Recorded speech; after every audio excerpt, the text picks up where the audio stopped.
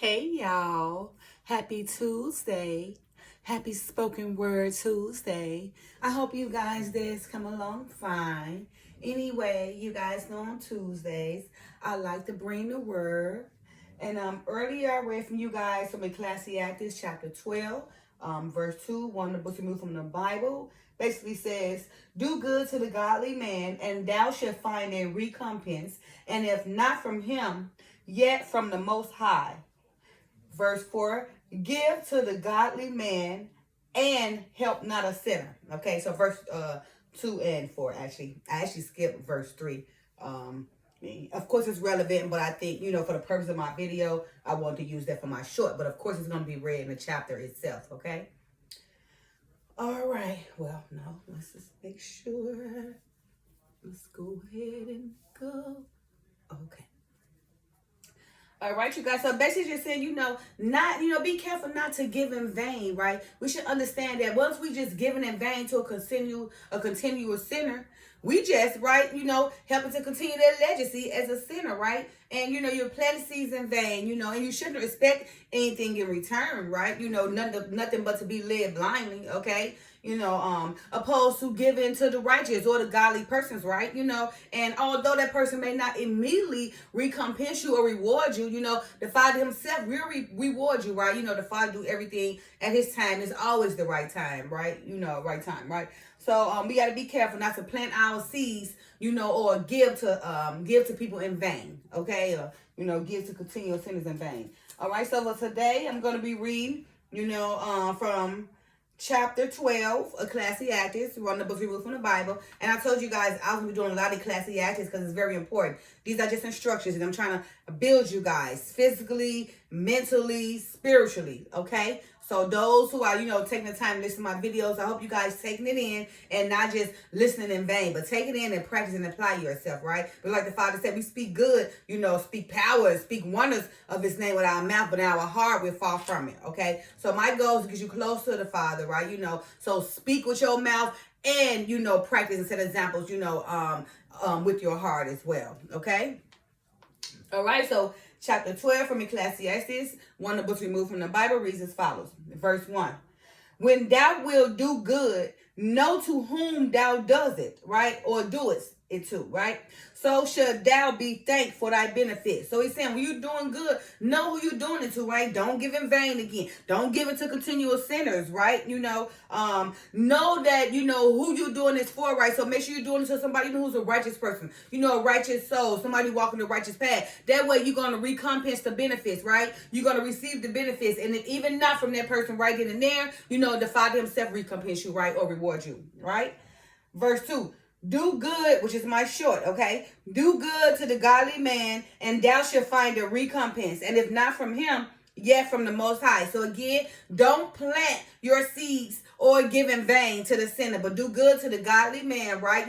And give to the godly man, not the sinner. And even though that godly man or that righteous person may not be able to reward you or recompense you right there, the Father himself will recompense you, right? Because you help his people, he's going to help you.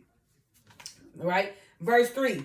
There can no good come to him that is always occupied in evil, nor to him that giveth no alms. So he's saying, if you don't give none, why should you expect to receive? It's better to give to receive, right? But if you're not giving alms at all, then you should expect to receive anything. If you're not putting nothing in a pot or putting your time, your earned money, whatever it is, your energy, if you ain't putting nothing in that pot, why should you expect to get something back? So if you're not giving it alms, giving anything in alms to nobody or nothing, then you should expect not to ever get anything back in return, right? And also he's saying there is no good that can come to him that is always occupied in evil. So if a person always occupied in evil and wickedness, they would never, ever receive good or recompenses, rewards from the Father, okay? They will only continue to be led blind in evil and continue to be put forth in evil, which will ultimately, force them to perish.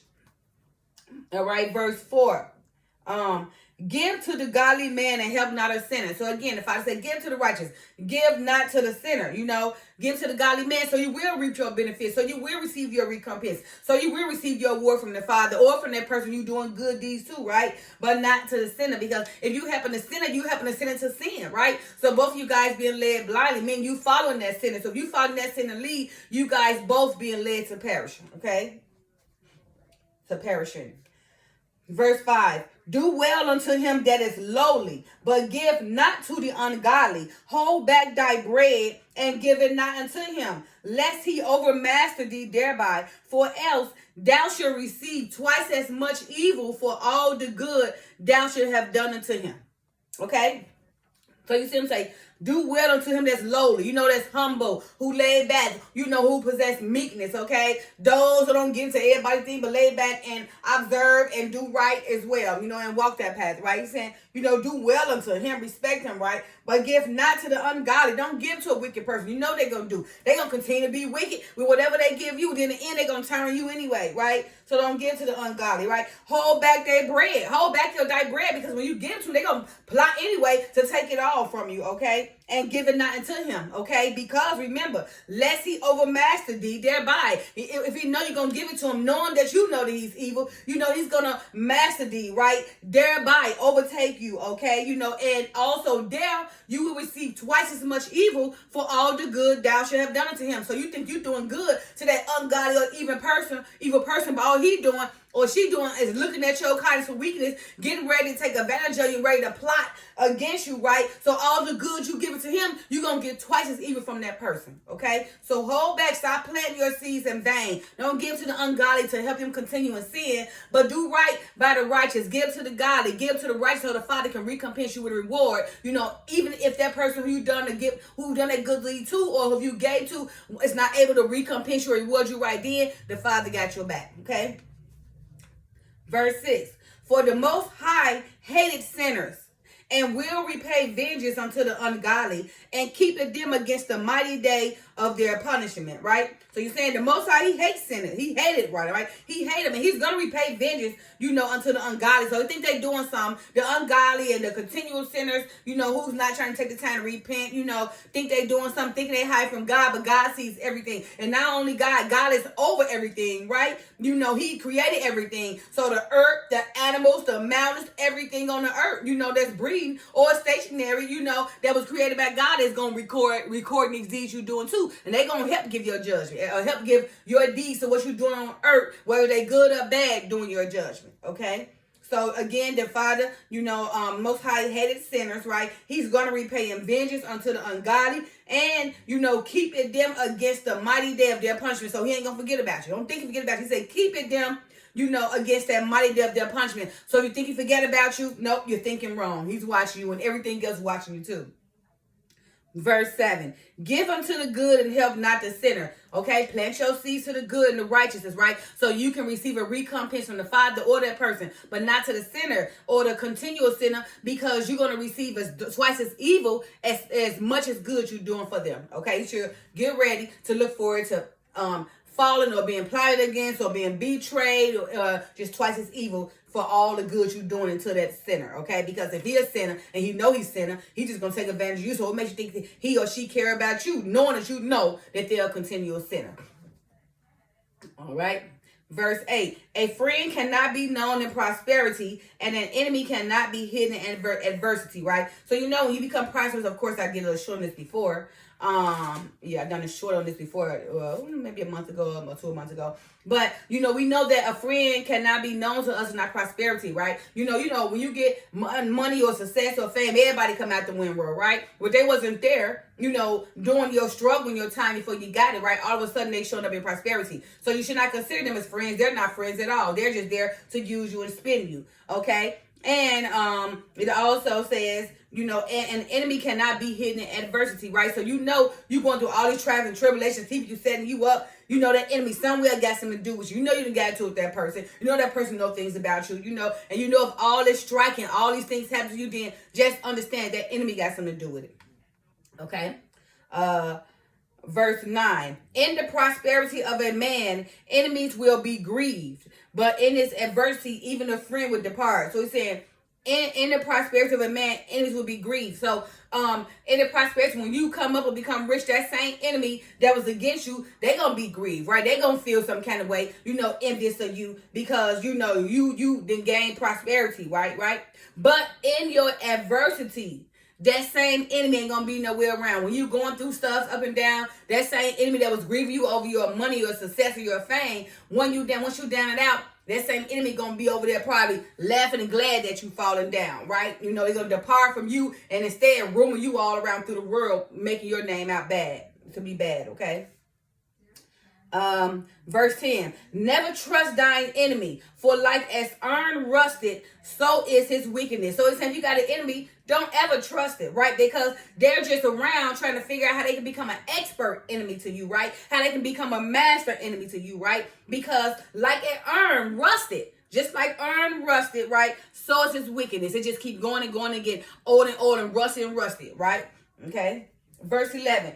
Though he humble himself and go crouching, yet take good heed and be aware of him. And thou shalt be unto him as if thou hadst wiped a looking glass. And thou shalt know that his rust had not been altogether wiped away. So it's saying, although that enemy been hid itself from you, hiding away, trying to play like they didn't forget, trying to play like y'all friends, right? He's just sitting around, or she just sitting around plotting, right? Waiting for the right time to get you, right? To overthrow you, right? So they can take your place and be who you're gonna be. Okay. So don't let them, be around you so close to your enemy where you can't even distinguish, right? That they out to plot you, right? So it's saying, so even though really he's hid out or trying to act like, or she's trying to act like they didn't forgave you or they got over it, right? When they sitting around, be aware, take good heed and be aware. Always, be considerate that was your enemy. Always be vigilant, okay?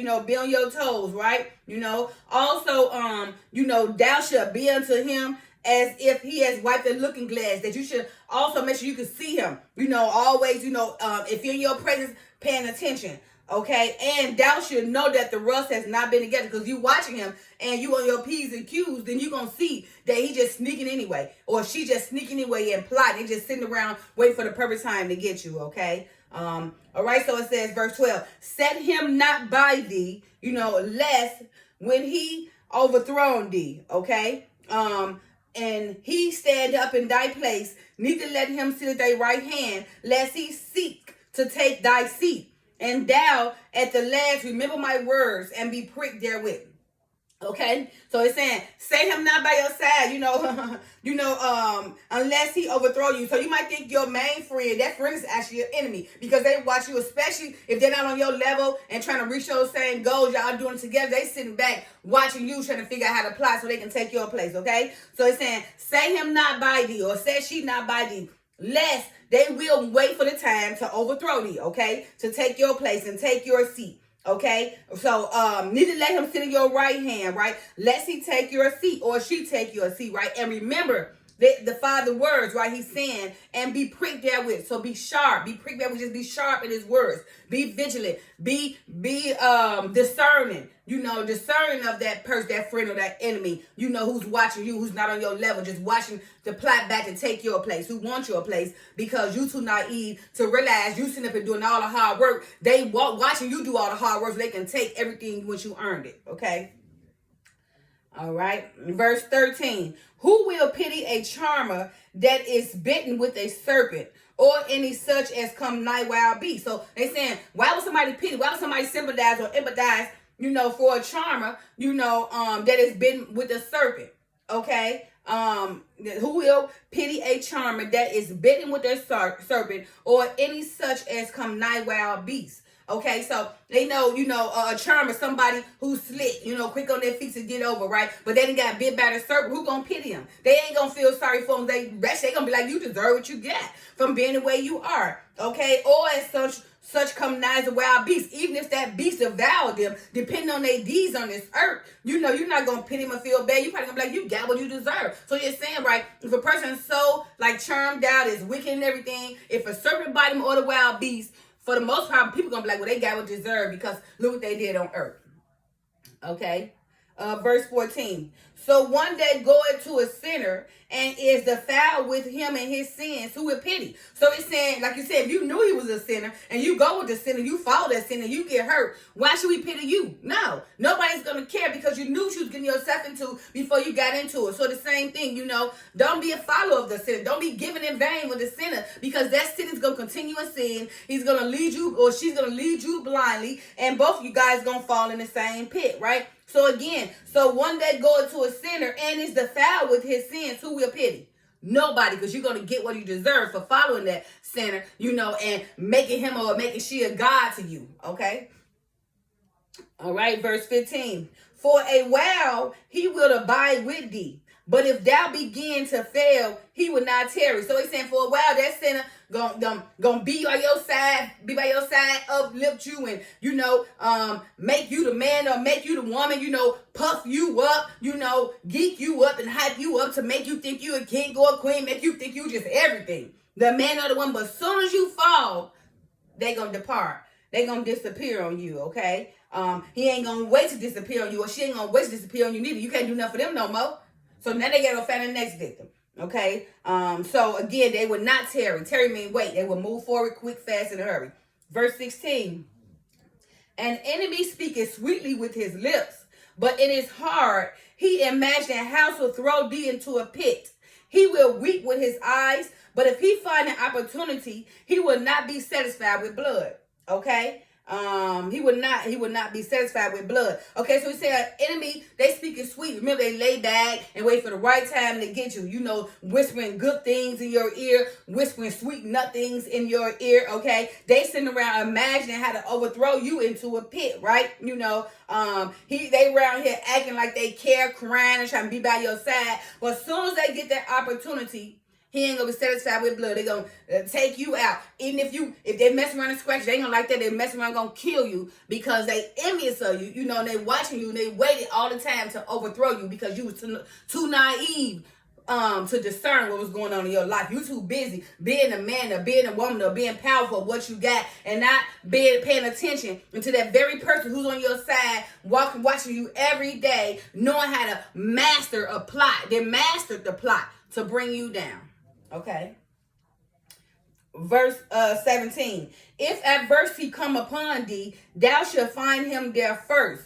And though he pretend to help thee, yet shall he undermine thee. So, those people that know they want to go do something, done a crime or set somebody up and go sit right in your face and act like ain't nothing happened, right? They're around you trying to console you, and make you feel good and pretend they're trying to help you. But all the time they undermine you, knowing it was them that done you and betrayed you. They just sitting here watching, wanting you to die or fail, sitting around like they care, trying to hug you, but deep inside they undermining you, knowing it was them that got over you. And they feeling like, they got over you big time, but really in reality they got over you big time because you too naive and did not possess discernment from the Father. Instead, again, you trying to be the man and the woman, receive all the glory from that same person, receive all the praise from that same person who was out to plot against you and take your place. All right. And verse 18, final verse, he will shake his hand and clap his hands and whisper much and change his countenance. So just like, like the Father said, the devil, he come as light, right? Transparency, trying to imitate the Father, but he's a lie himself. So many sheep come in wolves' clothing. So again, he will shake his head, that enemy or that friend that you consider to be so close to you, right? He will shake, or she will shake his head, shake your hand, and clap their hands, acting like they happy and everything, and whisper much like everything's okay, and change his countenance, pretend to be somebody, make you believe everything that he's not or that she's not, okay?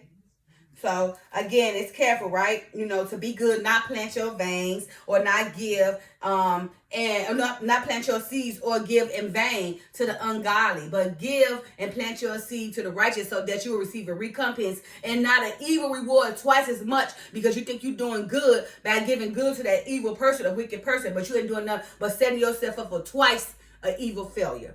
Okay? So again, you guys, this was Ecclesiastes chapter 12. One of the books we moved from the Bible. And again, my short says, Ecclesiastes chapter 12, verses 2 and 4. Verse 2, do good to the godly man, and thou shalt find a recompense. And if not from him, yet the Most High, give to the godly man and help not a sinner. Do not plant All right? Do not plant or give your seeds in vain to an ungodly person. Don't expect no recompense. And if you're not giving to anybody, you should expect nothing ever, okay? But give and do right to the righteous, so the Father himself will reward you, right? Or recompense you, all right? All right, you guys, happy Tuesday. You guys have a great day. Love y'all. Peace.